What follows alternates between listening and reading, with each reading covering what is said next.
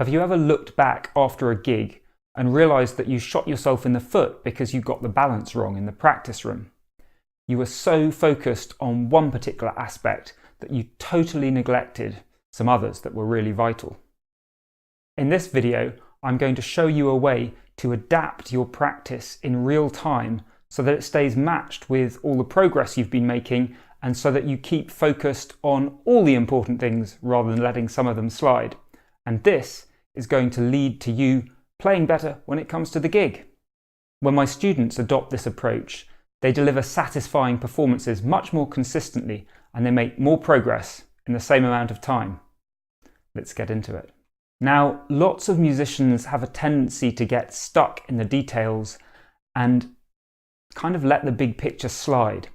And this often comes from a real perfectionism, a desire to get all those little details right, so much so that you lose sight of some of the other things that matter. Are you one of them?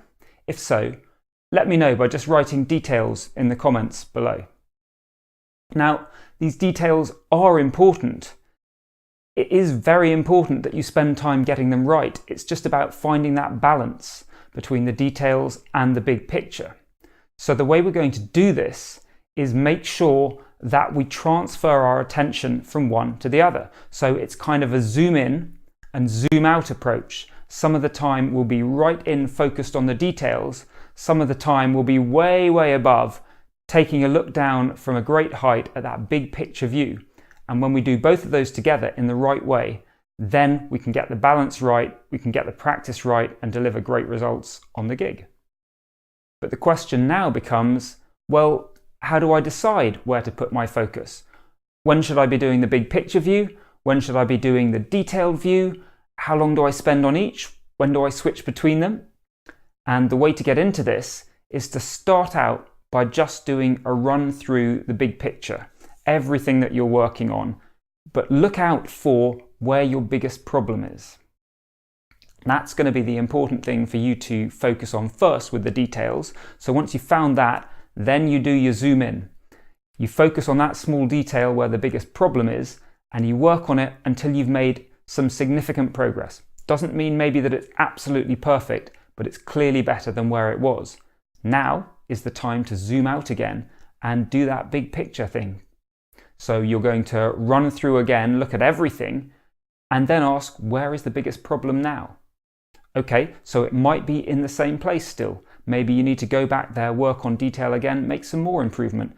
But a lot of the time you'll find that that is now no longer the thing that's holding you back. It's something else. So that's where you zoom in. You do your detailed work there, and you can just go round this cycle again and again.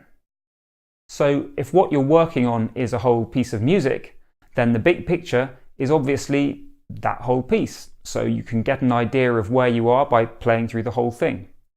Now, your details that you're then going to focus on might be things like individual sections of the piece.